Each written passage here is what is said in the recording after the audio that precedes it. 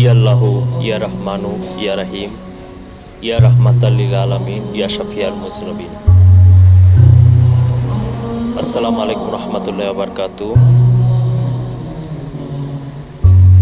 প্রিয় আশিক ও জাকির ভাইগণ, তাসাউফপন্থী ভাইগণ এবং মোমেন মুসলমান ভাইগণ, আজকে একটি বিষয় নিয়ে আপনাদের সামনে সংক্ষেপে আলোচনা করব। বিষয়টি হচ্ছে ধর্ম নিয়ে। আসলে আমরা মনে করি যে দুনিয়াতে চারটি ধর্মই আছে। অনেকে মনে করে আর কি যে ইসলাম ধর্ম, বৌদ্ধ ধর্ম, খ্রিস্টান ধর্ম, ইহুদি ধর্ম। আবার অনেকে এর বেশিও ভাবে যে শিখ ধর্ম, গুরু নানকের ধর্ম যেমন। তো মূলত ধর্ম কি? ধর্ম অনেক ধর্ম আছে, শয়তানি ধর্ম আছে, ঠিক আছে। যেমন আগুনের ধর্ম কি? আগুনের ধর্ম, আগুনে হাত দিলে আগুন হাত পুড়ে যাবে। পানির ধর্ম কি? পানি যদি গভীর নদীতে আপনি পড়ে যান, ডুবে যাবেন, এটাই পানির ধর্ম। তো তেমনই ইসলাম ধর্ম, ইসলাম হচ্ছে শান্তির ধর্ম। তো আমি আসলে ধর্ম নিয়ে কথা বলার যোগ্যতা আমার নেই, বা আমি ধর্ম নিয়ে কথা বলতে চাচ্ছি না। কোনো ধর্ম নেই, সকল ধর্মের প্রতি আমার সম্মান শ্রদ্ধা, একমাত্র শয়তানি ধর্ম ছাড়া। আমি একজন মুসলমান, তবে আমি অন্য ধর্ম যেমন সনাতন ধর্ম, বৌদ্ধ ধর্ম, ইসাই ধর্মকে সম্মান করি। তো সেক্ষেত্রে আরেকটি ধর্ম আমি বুকের ভেতর লালন করি, সেটা হচ্ছে মানব ধর্ম। আমি মনে করি মানব ধর্মের উপর কোনো ধর্ম নাই। হ্যাঁ, মুসলমান হিসাবে এটা আমাদের অবশ্যই মানতে হবে। ইসলাম ধর্ম আল্লাহর মনোনীত ধর্ম। ইন্নাদ-দীনা ইনদাল্লাহিল ইসলাম, অর্থাৎ ইসলাম আল্লাহর মনোনীত ধর্ম। তো ইসলামের অর্থ কি? শান্তি, ঠিক আছে। তো শান্তির সুশীতল ছায়ার তলে আমরা আসলে তখন ইসলামের পরিপূর্ণতা হয়। এখন কাটাকাটি, হানাহানি, মারামারি, ধোঁকাবাজি, ভণ্ডামি, ঠিক আছে, হাঙ্গামা, বিভিন্ন দল মতভেদ, এগুলো ছেড়ে যখন আমরা মনুষ্যত্ব আলোকে মানবাত্মাকে জাগ্রত করে, জীবাত্মাকে ধ্বংস করে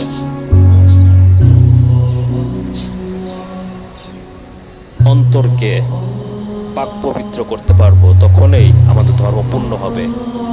আর সেটাই বলা হয়, সেটাকে আমি বলি মানব ধর্ম।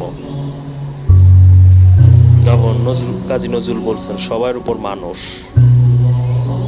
আবার এটাও বলছেন যে কিতাব মানুষকে তৈরি করে নাই, মানুষ কিতাব বই তৈরি করছে, ঠিক আছে। এটা সত্য। যেমন হযরত মুহাম্মদ মুস্তাফা সাল্লাল্লাহু আলাইহি সাল্লাম, সে কিন্তু আগে আসছে, ঠিক আছে। আমাদের যদি ইসলাম ধর্মের কথাই বলি, কিতাব কিন্তু পরে আসছে, অর্থাৎ আল কোরআন পরে আসছে। ওই ক্ষেত্রে আগে আমরা ধরলাম যে আমাদের হযরত মুহাম্মদ সাল্লাল্লাহু আলাইহি সাল্লাম আগে আসছেন, এই মানুষই আগে আসছেন।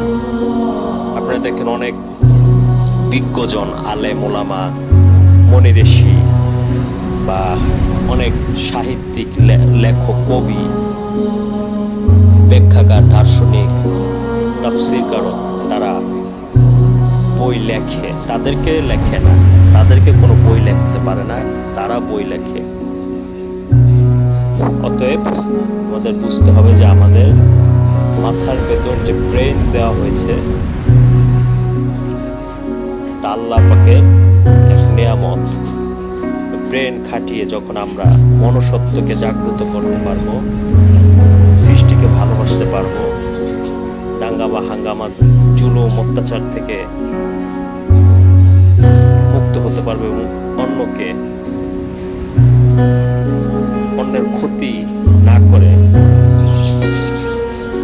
উপকার করার চেষ্টা করবো, ইহসান করার চেষ্টা করবো, তখনই আমরা ধর্ম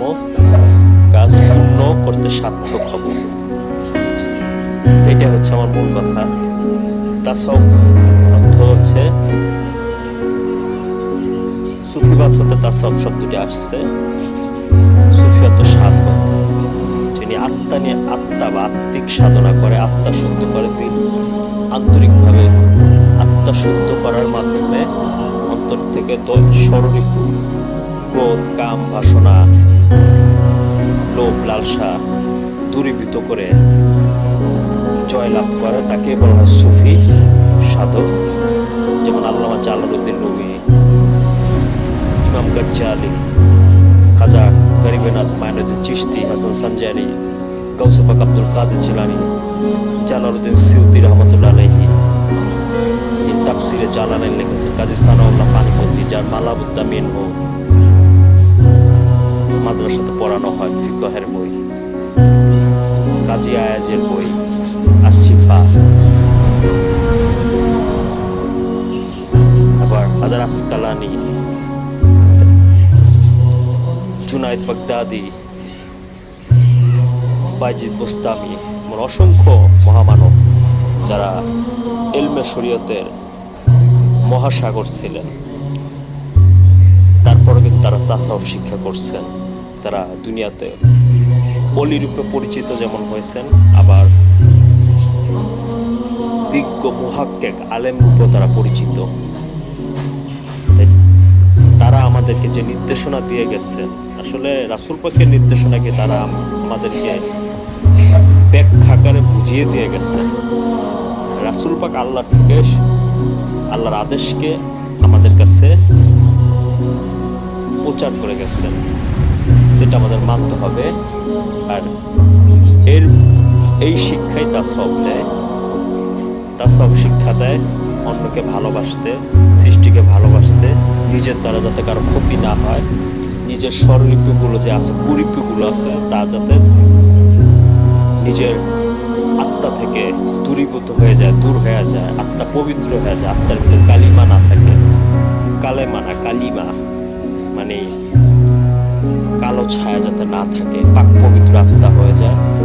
নফসে মুতমাইন্না, কোরআনে যেটাকে নফসে মুতমাইন্না বলা হয়েছে, সেই স্তরে যাওয়া যায়।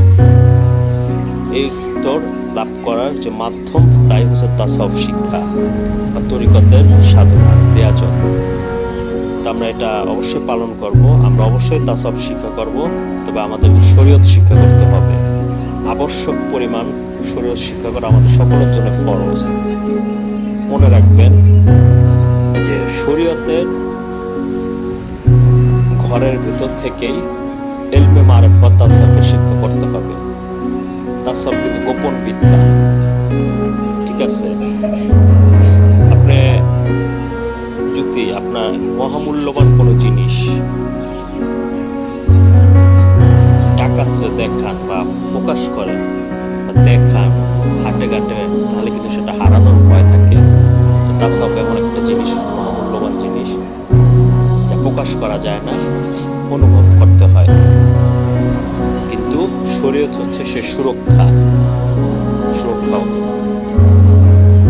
আল্লাহ পাক বলছে, আসসালাতু মিরাজুল মুমিন, নামাজের মধ্যে মুমিনের মিরাজ। তাহলে আমরা নামাজ পড়লে কেন আল্লাহকে দেখতে পাই না? আসলে আমাদের ঘাটতি আছে, তাসাউফে ঘাটতি আছে, হুজুরে দিলে ঘাটতি আছে। ছোট মুখে অনেক কথা বললাম। আমার কথা কোনো ভুল ত্রুটি হলে বিজ্ঞ আলেম এবং বিজ্ঞ জ্ঞানী যারা আছেন, তারা দয়া করে বাতলিয়ে দিবেন, কারণ শিক্ষার কোনো শেষ নাই।